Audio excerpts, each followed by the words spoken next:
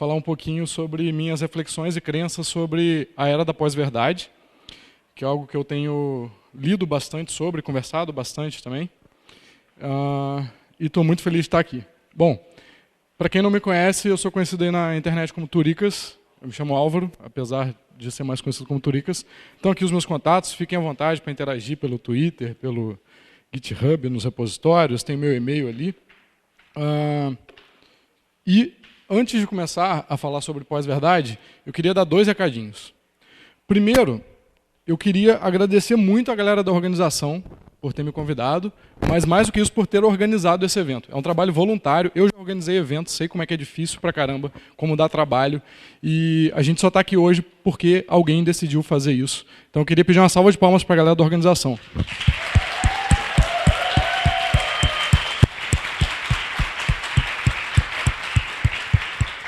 Obrigado, gente. O segundo recado é o seguinte, eu queria fazer uma Lightning Talk sobre torra de café, mas eu preciso de uma pipoqueira elétrica. Se alguém tiver e puder trazer amanhã, aí vai rolar a Lightning Talk. Se ninguém tiver, amanhã não vai rolar a Lightning Talk. Mas enfim, é daquelas pipoqueiras caseiras mesmo. Se alguém puder, depois me manda mensagem no Telegram, é Turicas também. Beleza, recados dados, então vamos lá. Então, como eu comentei, são reflexões e crenças minhas com relação a essa questão da pós-verdade, mas, na verdade, encarem também como provocações para a discussão. Eu vou falar aqui o meu ponto de vista, mas, obviamente, isso não quer dizer que eu acredite que isso é verdade absoluta. Então, a gente pode trocar uma ideia melhor no bar depois. Bom, eu comecei com software livre em 2003, 2004, mais ou menos, e em Python em 2005. E software livre me atraiu bastante. E vocês já vão entender o que software livre tem a ver com isso. Mas software livre me atraiu bastante por conta de ser algo que eu considero um modelo mais justo de desenvolvimento de software, algo mais eficiente também do que desenvolver software de maneira privativa e transparente. Transparência é um valor que eu acho importante. Quem me conhece aí pela questão dos dados abertos e tal, acho que já tem noção disso. E isso sempre me atraiu, mas eu percebia que muita gente não tinha noção do que era o software livre ou tinha ideias erradas sobre software livre. Inclusive, tem essa matéria aqui de 2001, em que o Ballmer, que na época CEO da Microsoft, falou o seguinte: Linux is a cancer. O Linux é um câncer. E Linux, na verdade, ele estava querendo dizer, estava querendo representar o software livre. Linux era a palavra mais conhecida em geral, com relação ao software livre. E claramente dava para perceber que isso daqui, na verdade, era alguma forma de tendenciar o mercado. De, enfim, mostrar que a Microsoft ou o software privativo tem valor e que o software livre, na verdade, não vale nada. Sem ir a fundo nessa questão. Então, ele dá o exemplo ali, que é um monte de hippie que usa GPL. Mas, enfim, isso mudou em 2016. Isso aqui é do blog da Microsoft. Vocês verem como é que as coisas mudam com o tempo. Que bom que as coisas mudam. Mas o que é legal enfatizar aqui é o seguinte. Enquanto era interessante para essa empresa, e aí eu dei esse exemplo aqui, mas tem N outros exemplos. Tá? Não me vejam como tipo, o cara que detesta a Microsoft. Não. Inclusive eu uso o GitHub pra caramba, que hoje é deles. Mas, enfim, eu acho o GitHub importantíssimo para o software livre. Mas, enfim, isso daqui mostra um pouco que a indústria, de certa forma, ela vai pelo caminho que, de alguma forma, agrada a ela. Não necessariamente que está relacionado com valores que a gente considera valores interessantes. No fundo, então, é só uma forma de manipulação da informação. Isso tem a ver com a visibilidade. Um cara que é o CEO de uma das maiores empresas do mundo, uma das empresas de tecnologia mais conhecidas do mundo, dá uma declaração dessas e isso gera bastante visibilidade. É diferente de, por exemplo, eu aqui nessa palestra falando uma frase de efeito. Certo? Então ele vai ter muito mais visibilidade, por exemplo, do que eu. E isso influencia. Certo? E existe, então, uma questão de apropriação de alguns movimentos e de diversas coisas. Eu não vou entrar em detalhes aqui, eu vou falar sobre assuntos bem complexos, então eu pretendo só ligá-los superficialmente. tá? Mas a gente pode trocar ideia depois no bar. Mas, enfim, existe a mesma coisa, ou existiu, né, no começo do movimento open source. Né, open source, para quem não sabe, não é a mesma coisa que software livre, e, na minha visão, é um problema achar que é a mesma coisa. Isso acontece também em outras áreas. Eu venho percebendo isso acontecendo em outras áreas, e ao longo do tempo eu acompanhei bastante a questão do software livre, principalmente por conta do movimento, né, open source, mas acontece, por exemplo, também na ciência, e, enfim, em diversos outros setores. Só para deixar claro aqui, quando eu falo ciência, eu estou falando de experimentos que de alguma forma utilizam, né, o método científico. E o método científico, para quem não conhece, é um algoritmo. É um algoritmo que você primeiro faz uma observação sobre algum fenômeno que acontece na natureza, depois você cria uma hipótese sobre como ou por que aquele fenômeno acontece daquele jeito e tal. Você então testa essa sua hipótese.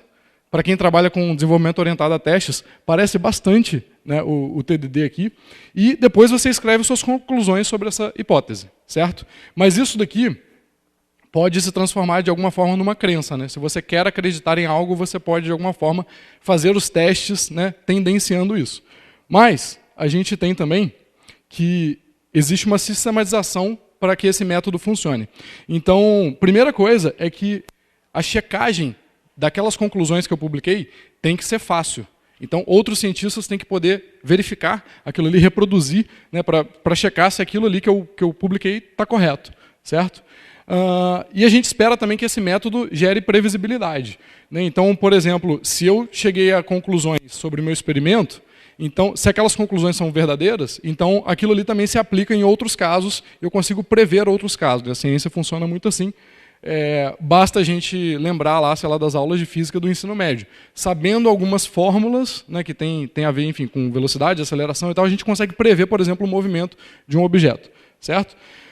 Uma coisa muito importante e que distingue bastante a questão da ciência versus crença é a falsibilidade também.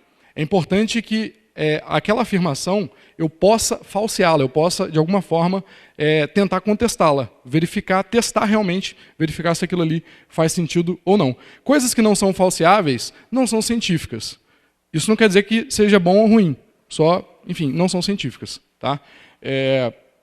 E tem a questão também da parcialidade. Né? É importante que um cientista não faça o cherry picking, né? Pegue só os dados que têm aquele viés que ele quer e mostre isso.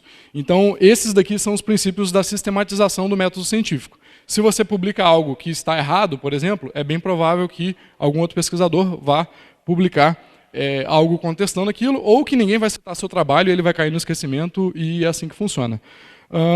Exemplos aqui, né? Teoria da evolução e teoria da relatividade geral.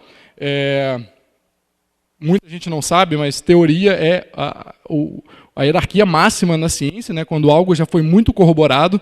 Então, por exemplo, quando Einstein escreveu a teoria da relatividade geral, ele, com aquilo lá que ele escreveu, enfim, desde as fórmulas, o que era esperado, a gente poderia, por exemplo, prever, né, as ondas gravitacionais, certo? E vocês devem ter visto recentemente que a gente conseguiu detectar, a gente, a humanidade, né, detectar as ondas gravitacionais, inclusive foi usando Python para analisar os dados.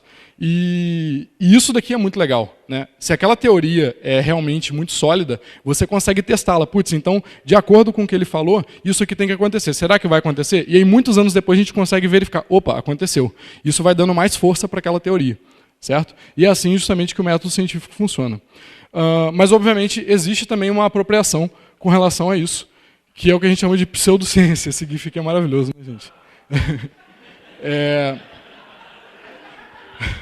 Para quem não sabe, enfim, isso aqui é um GIF da Terra plana. E o terraplanismo é uma pseudociência. Tá? E o que é uma pseudociência? Pseudociência é algo que se passa por ciência, diz ser científico, mas não é. Tá? E o terraplanismo é um exemplo que eu acho que todo mundo aqui talvez deva conhecer. Certo? Mas uma ressalva aqui, o conhecimento humano não precisa ser 100% científico. Né? Na verdade, existe muito essa ideia de que se você não está fazendo ciência, logo não é válido. Né? Não, eu não estou dizendo isso. Tá? Se a gente imaginar que o conhecimento humano é um oceano e, por exemplo, tem um riozinho que chega até um lago, e esse lago, ali dentro, né, tem conhecimento científico é muito menor do que o oceano, certo? O lago é muito menor do que o oceano. Mas como ele passou pelo rio, ele passou pelo crivo do método científico, a gente vai ter, naquele lago, uma água selecionada, certo? Então, o que a ciência, na verdade, faz é justamente isso. É selecionar parte do conhecimento usando aquele método para a gente ter certeza de que, com aquelas informações, aquele conhecimento que a gente gerou, a gente consegue descrever a nossa realidade. Então, o que não é científico não necessariamente é ruim, certo? Não tem como a gente ter o nosso conhecimento 100% científico. Isso não existe, não vai existir. E tudo bem. Tá? A grande questão é que quando algo tenta se passar por científico, isso pode se tornar nocivo. Eu não vou entrar em detalhes aqui, depois eu vou dar um exemplo que tem mais a ver com a nossa área, mas é ruim, na minha visão, por exemplo, a gente zoar a questão da Terra plana compartilhando publicações que dizem respeito a isso, como se fosse verdade, porque isso pode fazer com que outras pessoas tenham acesso a essa informação e acreditem naquilo. Mas, enfim, isso daí eu vou falar também um pouco mais para frente. Tem pelo menos 3 outras pseudociências que são muito bem conhecidas. Eu não vou falar aqui agora, porque eu não quero arrumar treta, mas a gente pode conversar no bar sobre isso. Uma dessas 3 é essa daqui, que é a do movimento anti-vacinação. Tá? Essa matéria aqui, inclusive, por acaso eu descobri quando eu estava fazendo os slides, que foi publicada por uma amiga minha, Keila Guimarães, da BBC Brasil, e ela diz o seguinte: vacinação em queda no Brasil preocupa autoridades por risco de surtos e epidemias de doenças fatais. A taxa de vacinação caiu de quase 100% para menos de 85%. E o ideal para se considerar, né, que a gente tem uma certa, estatisticamente falando, né, que a gente tem uma certa quantidade razoável de pessoas vacinadas a ponto de não gerar uma epidemia, seria 95%, onde tem aquela linha ali no gráfico. Tá? E a gente já caiu, por exemplo, no caso da poliomielite, para menos de 85%. Isso daqui tem a ver com crença, certo? Tem a ver com pseudociência. Bom, mas, na verdade, isso tudo está relacionado ao que a gente chama de guerra de narrativas. Um exemplo claro foram as eleições do ano passado. Né? Muita desinformação, muita notícia falsa compartilhada por todos os lados. Não estou aqui querendo, enfim, defender uma coisa ou outra. Isso aconteceu bastante e pode piorar. Em 2020, a galera vai, com certeza, usar o que a gente chama de deepfake. Alguém que conhece sabe o que são os deepfakes? Legal. Então, aqui tem um exemplo. O vídeo aqui está em inglês, mas, enfim, é só para mostrar como exemplo mesmo. Acho que não tem problema quem não conseguir entender. O som não está funcionando. Ué. Será que... Bom, acho que não tem problema sem som. Mas, basicamente, é um vídeo do Mark Zuckerberg falando um negócio, só que, na real, não é ele falando. A gente já está num nível tecnológico tão avançado, né, em termos de inteligência artificial e tudo mais, que esse tipo de coisa agora ficou fácil. Ficou fácil você criar, por exemplo, um áudio com a voz de uma pessoa, com a entonação, em que você vai assim acreditar que foi aquela pessoa que falou, mas não foi. Então agora a gente não pode mais confiar também, né, não é só nos textos, nas manchetes das notícias, mas nos áudios, nos vídeos, tudo a gente tem que de alguma forma, enfim, verificar se realmente aquilo foi falado ou não, daquele jeito ou não e tal. Depois eu vou compartilhar os slides no meu Twitter, e aí tem link para tudo. Tá? Tudo que está azulzinho aqui tem um link para a fonte original. Como, inclusive, os cientistas gostam de fazer, e quem publica fake news não gosta de fazer, certo? Que é citar as fontes. Então, isso daqui, na minha visão, vai potencializar tudo que já não foi bom em 2018, vai ficar ainda pior em 2020. Tá? Sem querer ser pessimista, sendo realista. E aí, isso daí tudo a gente, na verdade, chama de pós-verdade. O que é pós-verdade? Tem aqui uma tirinha muito boa, inclusive, que foi feita na época lá do Trump, do Brexit e tudo mais, que basicamente mostra as duas eras, né? A era da verdade e a era da pós-verdade. Na era da verdade, eu penso, logo existo. Né? Na era da pós-verdade, eu acredito, logo estou certo. Certo? Então, por isso que o nome é a era da pós-verdade. E isso tem a ver com um monte de coisas, principalmente com tecnologia, mas O senso comum, em geral, é algo deturpado. Eu não sei se vocês já pararam para conversar sobre qualquer aspecto tecnológico com uma pessoa que não é da área tecnológica. Essa pessoa pode ser inteligentíssima, entender muito sobre um assunto, mas ela não é da tecnologia. E muitas vezes as pessoas têm ideias bem incorretas sobre o que é tecnologia, que para a gente está no nosso dia a dia, né? A gente não precisa pensar, racionalizar sobre diversas coisas. Mas o senso comum, muitas vezes, ele não é o bom senso, né? Na verdade, na maior parte das vezes, ele não é o bom senso. E isso cria algumas anomalias. Por exemplo, eu já cheguei em clientes, eu trabalho com projetos de dados, né, com dados abertos, eu já cheguei em clientes em que o cliente me pediu uma solução de Big Data. E a galera não tinha nenhuma planilha com os dados que eles precisavam. E eles nem sabiam direito o que era Big Data.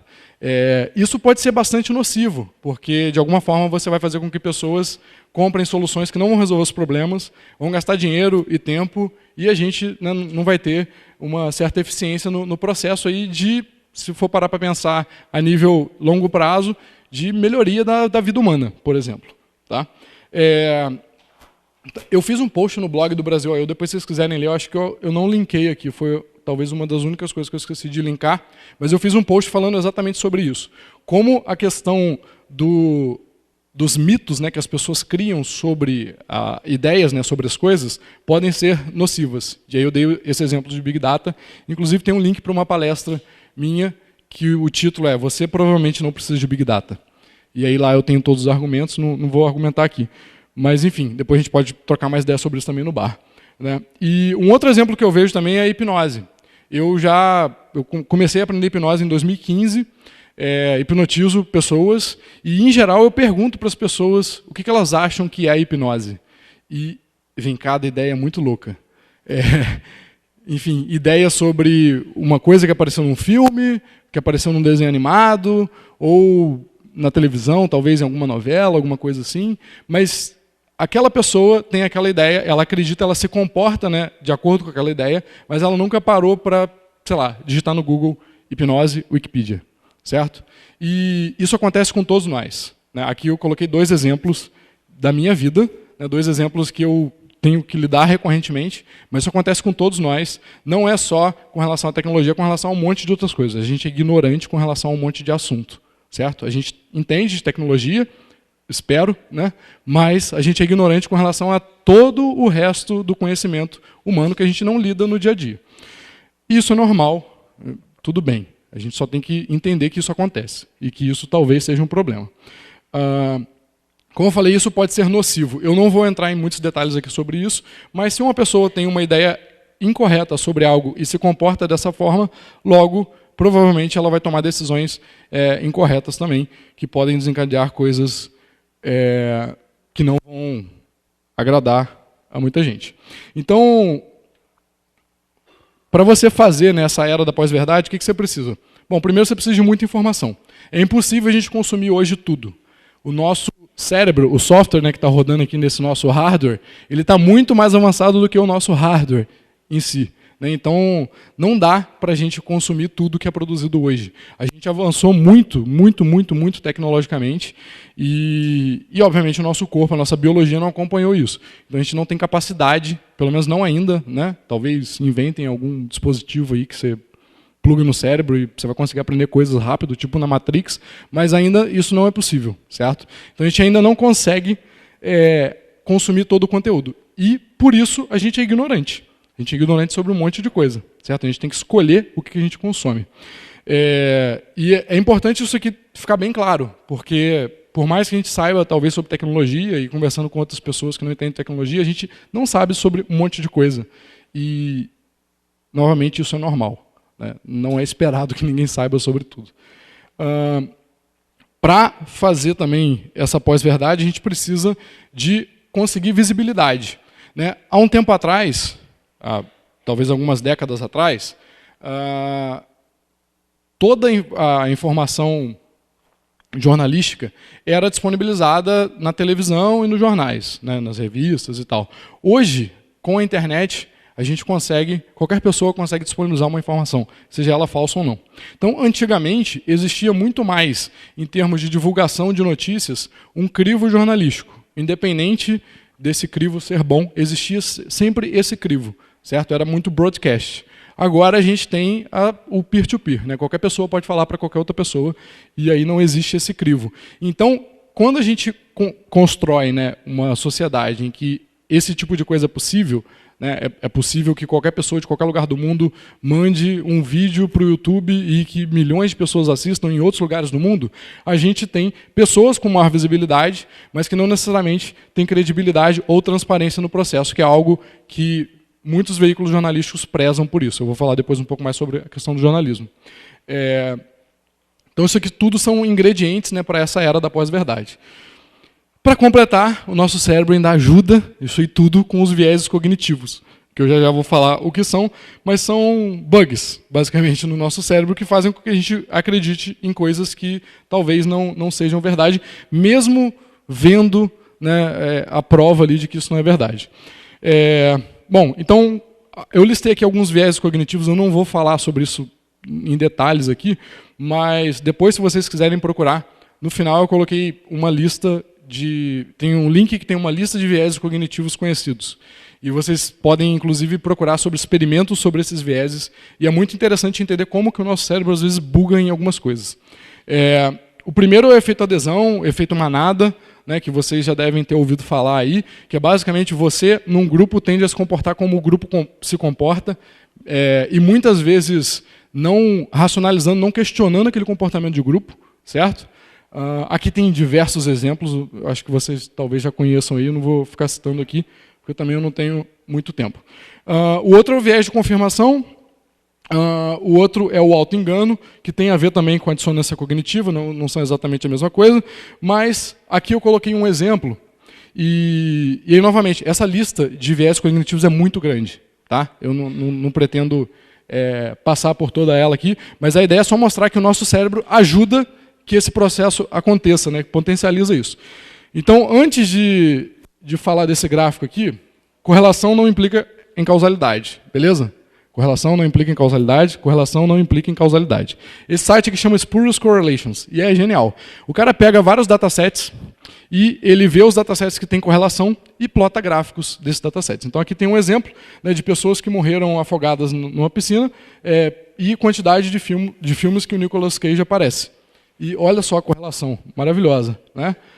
Isso significa que o Nicolas Cage, de alguma forma, está influenciando as pessoas, enfim, morrerem afogadas? Não, certo? Mas o nosso cérebro busca esses padrões, certo? Isso aqui esse daqui, obviamente, é um exemplo bizarro, mas a gente, naturalmente, tende a encontrar ou achar que algo que está relacionado é por conta de alguma causalidade, certo?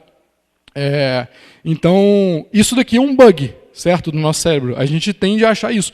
E isso daqui não necessariamente é ruim, né? É aquele bug que é feature, dependendo da ocasião, certo? Isso aqui foi bom para a nossa evolução. Tá? Então, por exemplo, encontrar padrões de rostos ou de, sei lá, partes do corpo de um animal, isso pode ter ajudado, né? Na verdade, isso ajudou, existem artigos que mostram isso, na evolução humana, beleza? Só que hoje a gente está num outro contexto, né? A gente não está numa savana, pelo contrário. Então, o nosso cérebro é o cérebro antigo, né? Vivendo um mundo mais novo. E aqui tem uma questão que tem a ver com o comportamento do grupo também. Eu coloquei aqui essa pergunta, será que pessoas é maior que tecnologia? Mas, na verdade, o que eu quero perguntar aqui é o seguinte, até que ponto você está disposto ou disposta a se comportar de acordo com o grupo versus a coerência dos seus valores pessoais? Você tem noção de quais são os seus valores pessoais? Será que os fins justificam os meios? Né? Qualquer tipo de comportamento de grupo leva ao fanatismo, ou pode levar ao fanatismo. Tá? E aqui o questionamento é justamente com relação a isso. Mas, enfim, vamos continuar aqui que ainda tem bastante coisa para falar. Uma outra questão tem a ver com esquecimento. E isso daqui é aquele bug que também é feature. Tá? Já é sabido que, por exemplo, muitos casos de trauma, existem mecanismos em que o próprio cérebro esquece ou guarda aquela informação ali de forma não acessível conscientemente para que a pessoa não precise sofrer. Tá? Mas aquela informação está lá guardada em algum lugar inconsciente. Isso, inclusive, eu conheço até razoavelmente bem por conta da hipnose, existem algumas terapias que usam isso e tal, mas alguns exemplos. Doenças que matam. Hoje é difícil a gente encontrar uma pessoa, por exemplo, que morreu por conta de alguma doença que já foi praticamente extinguida da humanidade, certo?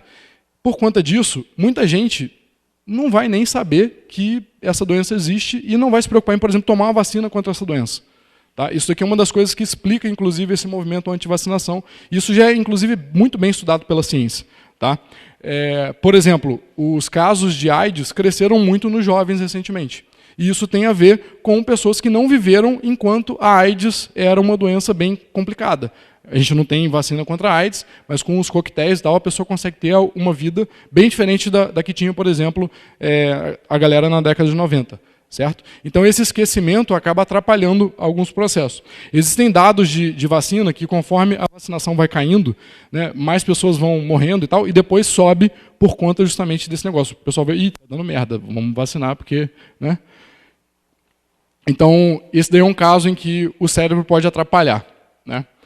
Outro tem a ver com o Museu do Holocausto. Eu coloquei aqui uma ideia, né, um exemplo, e eu tive a oportunidade, inclusive, de visitar, quando eu estava na Polônia, o campo de concentração de Auschwitz, e lá eles fazem questão que as pessoas, que todo mundo saiba o que aconteceu, tá?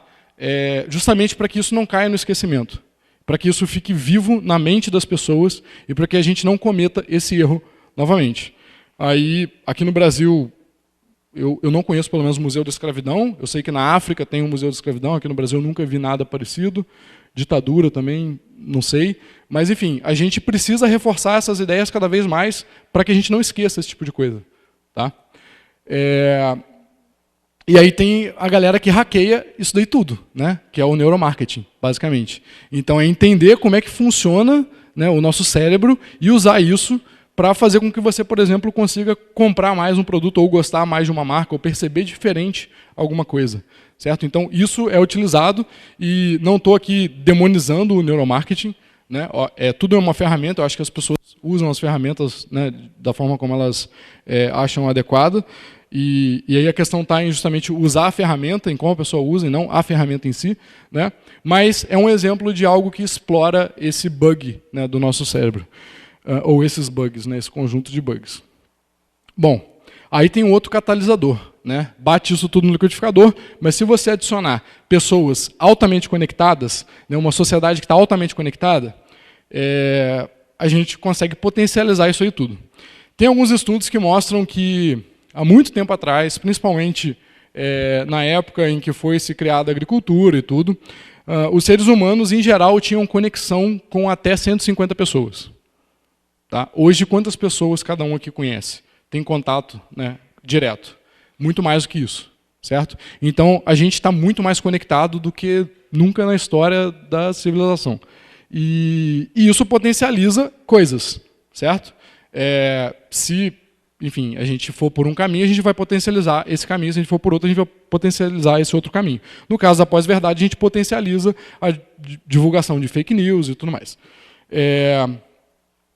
Bom, aí eu coloquei aqui também, né? Fake news se espalham como um vírus, né? Sem você ter lá a vacina, né? É muito fácil clicar lá naquele botão de compartilhar e divulgar e outras pessoas vão acreditar naquilo ali muito facilmente, né? Porque a gente justamente tem um alcance muito maior do que a gente tinha no passado. Óbvio que isso daqui não necessariamente é ruim, né? A gente ter essa alta conectividade não necessariamente é ruim.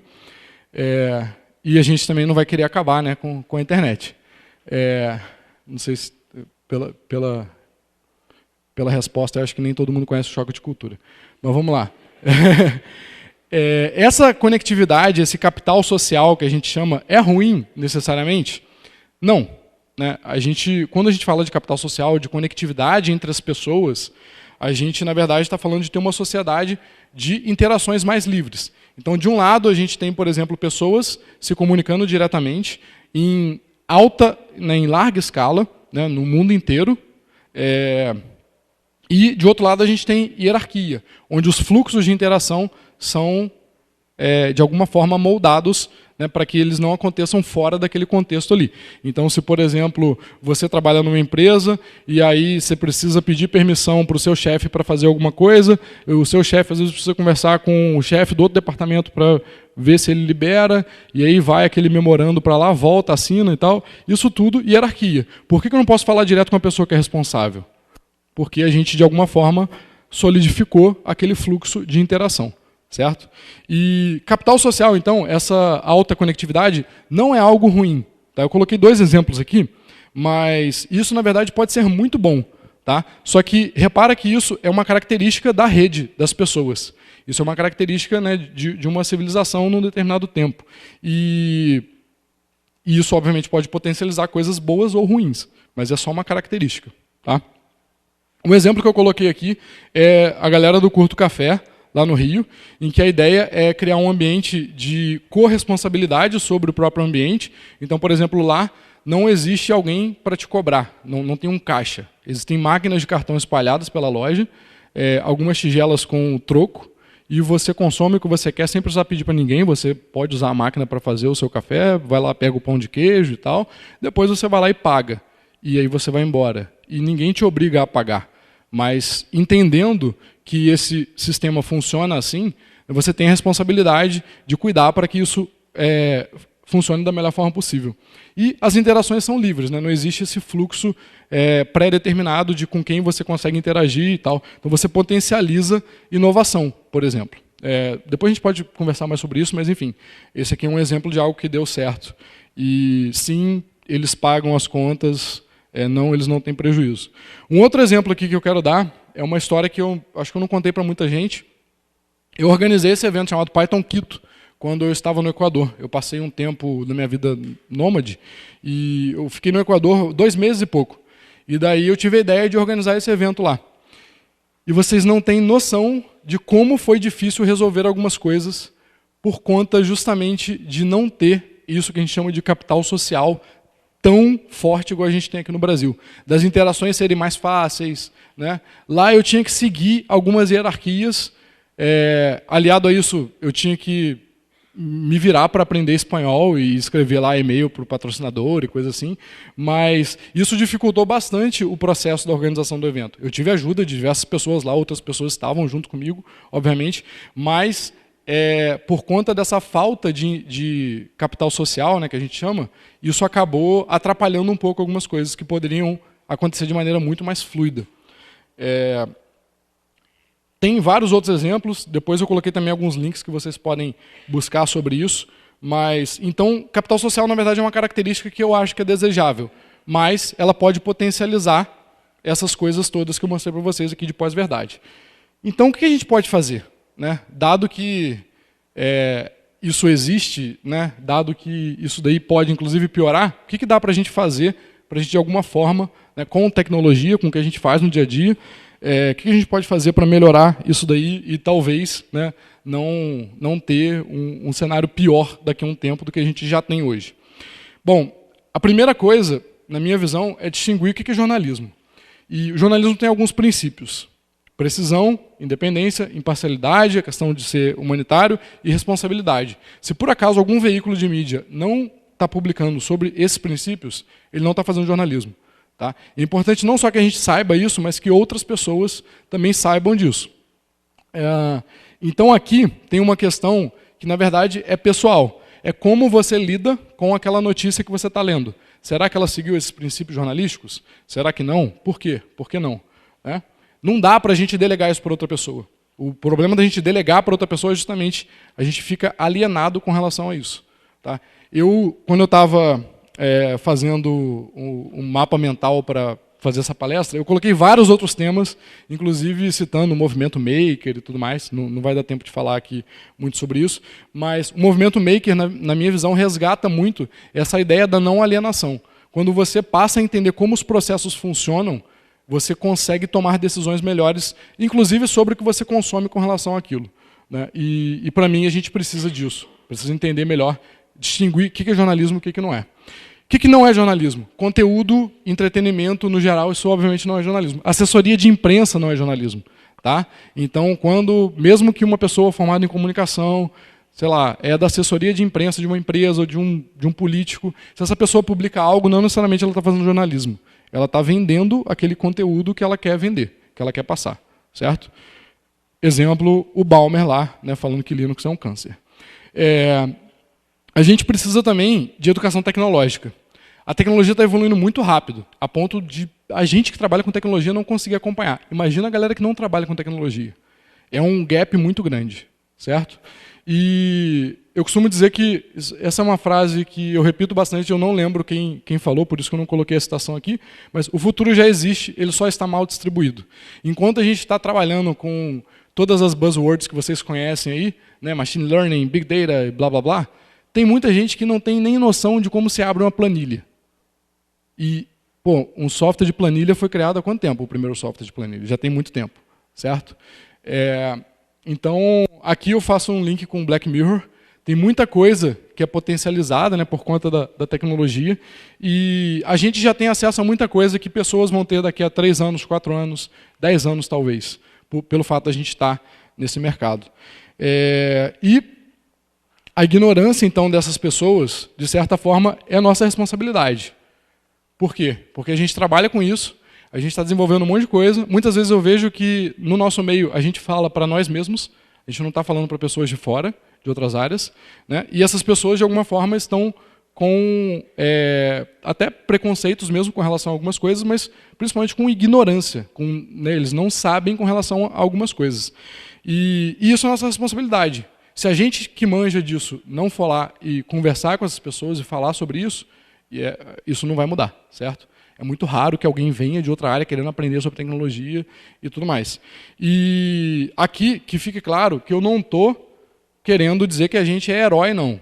Não, pelo contrário. Eu acho que, para todas as áreas do conhecimento humano, a gente precisa de diálogo, certo?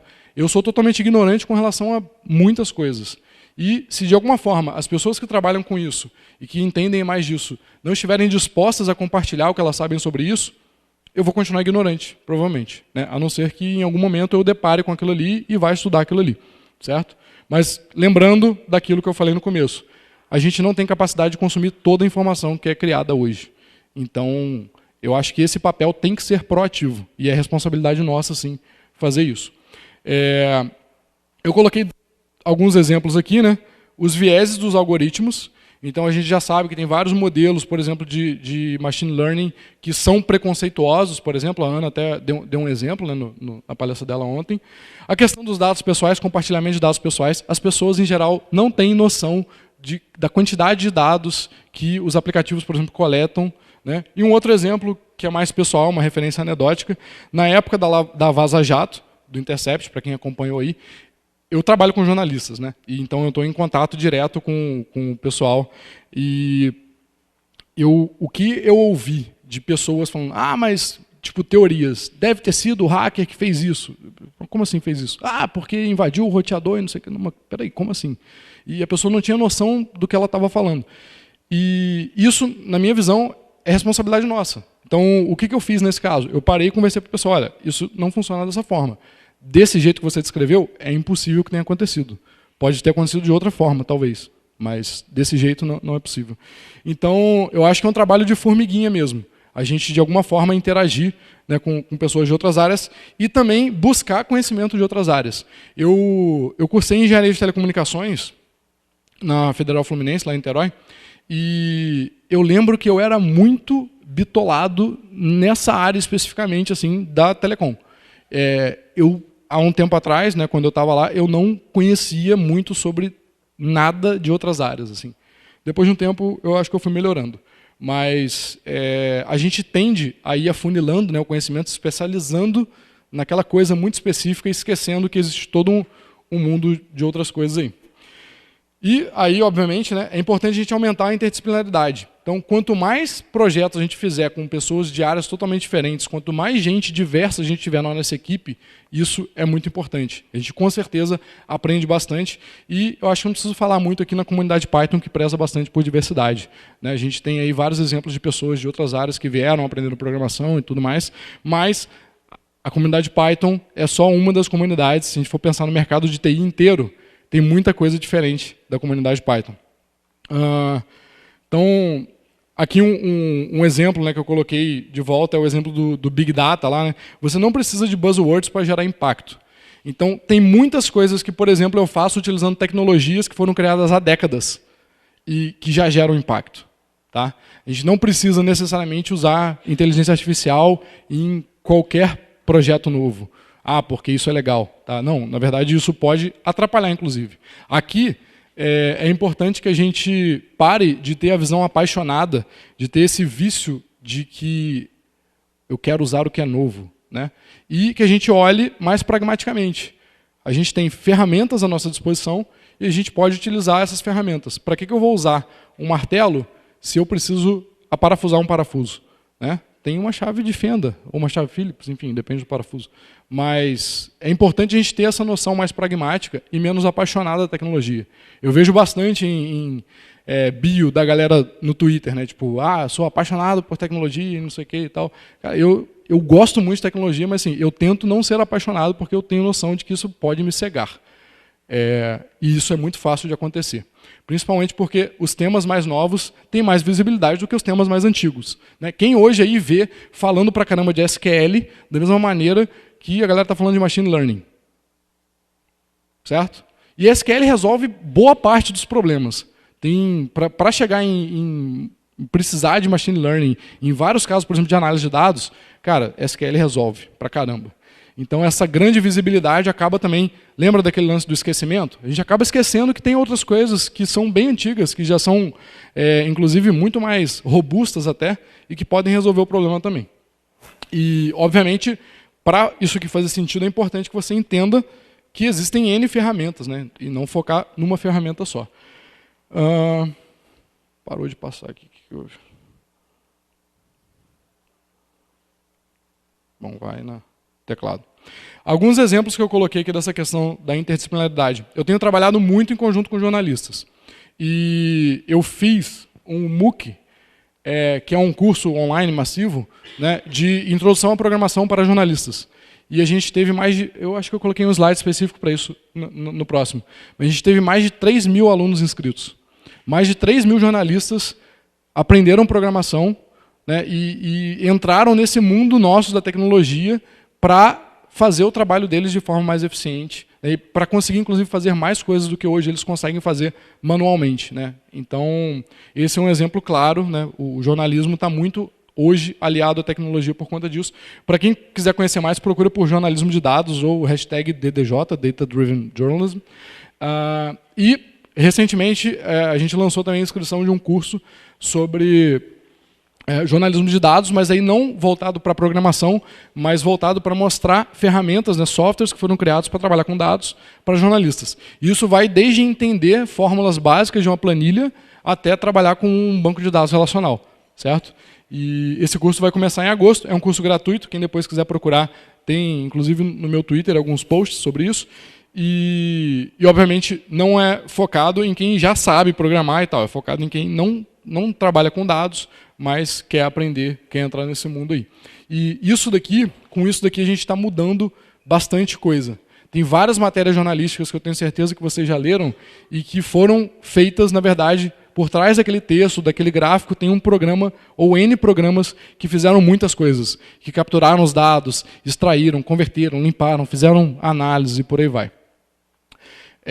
Aqui está o exemplo, né, do curso lá que eu fiz junto com o Pedro Burgos, patrocinado pelo Google News Lab.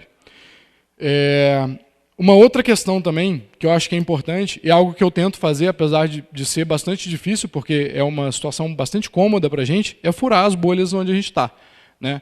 Quando a gente fica só na nossa bolha, apesar de ser muito mais confortável, a gente, na verdade, aumenta a tensão da nossa bolha com as outras bolhas. Certo? E esse é um exercício que eu tento fazer bastante. Nem todo mundo concorda comigo nisso aqui, e eu estou ligado, e tudo bem a gente discordar, não tem problema, mas, por mais clichê que pareça, é importante a gente exercitar a empatia, né? E tentar não distanciar pessoas, né? Não deixar de interagir com pessoas. Não dialogo, por exemplo, com pessoas do tipo X, ou que tem essa visão e tal. Isso, na minha visão, é ruim, porque a gente acaba criando uma distância maior. E se, na verdade, a gente tem um problema, né, que a gente quer resolver, e esse problema precisa ser resolvido com diálogo, Se a gente resolve não dialogar, a gente vai continuar tendo esse problema e potencialmente aumentando essa tensão. Uma outra questão importante também, que tem a ver com aquele lance de entender o que é jornalismo, o que não é a educação para a mídia. Hoje, a gente consome conteúdo e isso molda as nossas decisões, e a gente consome isso sem muito saber como fazer isso, certo? A comparação que eu faço, óbvio que eu não estou querendo, guardadas as proporções, eu não estou querendo dizer que a gente precisa de algo igual, mas hoje, para você dirigir um carro, você tem que fazer um curso, por pior que seja esse curso, uma prova, né, e tirar a sua carteira de motorista, certo? Senão você pode causar acidentes, que já acontecem mesmo as pessoas que têm carteira de motorista já causam acidentes, né? Mas quando a gente consome conteúdo, isso não acontece, né? A gente não tem uma educação, e aí educação de maneira mais genérica, né, para consumir conteúdo, para entender o que é uma coisa, o que é outra, certo? E a gente precisa cada vez mais se ligar nisso, que isso é necessário. E o exemplo, por exemplo, da Ana, de ontem, de ensinar para a avó dela e tal, eu acho perfeito. Porque é justamente isso que a gente precisa. Precisa mostrar, principalmente para as pessoas que não têm tanto conhecimento sobre tecnologia, que, por exemplo, algo que chegou no WhatsApp não necessariamente é verdade. Aquilo pode ter sido criado. Acabei de mostrar aqui um exemplo de um vídeo que foi criado por computador e aquela pessoa não falou aquilo ali, certo? Como é que você explica isso para uma pessoa que não está ligada em machine learning, em big data e tudo mais, né? Então a gente precisa sim de educação para a mídia. Isso tem a ver com os algoritmos de recomendação, né? A gente sabe muito bem que hoje o que a gente lê nas nossas timelines não é tudo que foi publicado, é uma seleção e a gente não tem acesso ao algoritmo dessa seleção, né? Olha a questão do software livre aí. Se fosse tudo livre, a gente teria pelo menos como saber que decisões aquele algoritmo toma pela gente, né? Há muito tempo atrás, quando tinha os blogs, a gente tinha os leitores de RSS, né? Então você assinava os feeds que você queria e você que fazia essa curadoria. Hoje a gente está delegando isso. E a gente nem sabe quais são os critérios dessa curadoria. E isso, na minha visão, é bastante nocivo. E quanto mais pessoas entenderem que isso existe, eu acho que vai facilitar a gente consumir conteúdo de forma melhor. Aí, coisas que talvez vocês já saibam, né? Mas que é importante a gente não só saber e fazer, mas também compartilhar com outras pessoas que talvez não saibam. Não compartilhar um conteúdo sem antes ler aquilo ali, né? Verificar, checar mesmo o que está acontecendo, se por acaso aquela notícia tem alguma fonte relevante ou não. Se não tem fonte, bom, pode ser que aquela notícia seja falsa. Se tem fonte, ainda assim pode ser que a notícia seja falsa. Então é importante verificar isso. Verificar as referências também, né? Se tem a fonte, você vai na fonte. Você tenta chegar na fonte original para conseguir encontrar isso. E também, eita, aqui ficou um comentário ali, eu vou passar rápido para vocês não lerem. Mas, enfim, é importante também verificar a credibilidade das fontes, né? Mesmo que uma fonte dê uma informação, é importante você saber se aquela fonte tipo, ela tem uma credibilidade boa, se ao longo dos anos ela publicou coisas falsas ou não. Tá? A gente tem, por exemplo, no mercado, né, na questão da ciência, a gente tem algumas revistas, né, que são muito bem reconhecidas, tipo a Science, a Nature. Se algum cientista publicar algo lá, ele automaticamente, o cientista vai ganhar credibilidade, porque o veículo tem uma credibilidade absurda. Por quê? Porque tem critérios de seleção rigorosos, porque os caras têm um compromisso com a transparência. Então, se por acaso eles publicarem algo que, de alguma forma, depois eles descubram que tem erros ali, eles vão publicar falando, olha, a gente está publicando aqui, falando que aquele artigo, enfim, estamos voltando atrás na decisão de publicar aquele artigo e tal. Não sei se ficou muito claro, mas, enfim. A credibilidade das fontes é muito importante para a gente saber se uma notícia é coisa verdadeira ou não. Uma outra questão é facilitar a transparência também. E isso a gente pode ajudar bastante com dados. Tem muita gente hoje trabalhando com dados, né? Dados está na moda, tem um monte de gente aprendendo sobre isso, e eu acho legal. E a gente pode usar os dados que já existem hoje, os dados abertos, por exemplo. A gente pode usar a lei de acesso à informação para facilitar esse processo de transparência, para facilitar que as pessoas tenham acesso às informações. Eu criei esse site aqui, para quem não conhece, é o Brasil.io, e a ideia do Brasil.io é justamente tornar o acesso a esses dados mais fácil, o acesso a dados públicos mais fácil. Então, o que a gente faz lá? A gente cria vários programas que capturam dados de diversas fontes oficiais, né? Em geral são órgãos governamentais, e esses programas processam essa informação, né, de forma a normalizar, a limpar e estruturar melhor para então publicar essa informação de forma que seja mais fácil ser consumida, por exemplo, por uma pessoa que não manja de programação. Tá? Óbvio que quem manja de programação tem uma API bonitinha lá, você pode usar também, mas a ideia é justamente essa. E aí um exemplo, para quem talvez não esteja entendendo muito bem, para quem não trabalha com dados, o Tribunal Superior Eleitoral divulga os dados de candidatura, de votação, de doação de campanha e tal, para vários anos. Você entra lá, se você procurar por repositório de dados eleitorais, TSE, você vai encontrar lá muitos dados. Só que para cada ano de eleição, o nome das colunas é diferente. Então, para você fazer uma análise histórica, além de você ter que ir lá e manualmente baixar todos os anos, você tem que primeiro normalizar os dados. Você não pode só juntar, né, um arquivo no outro e beleza, jogar isso num banco e vou fazer a consulta histórica aqui. Não, não dá, porque o nome das colunas é diferente. Tem ano que tem coluna que desaparece, e aí depois no outro ano reaparece, e por aí vai. Então o trabalho que a gente faz no Brasil I/O é justamente automatizar esse processo de baixar, normalizar e limpar os dados. Tem dado que vem errado, e aí a gente tira essa informação que a gente consegue, de alguma forma, checar que está errada, né?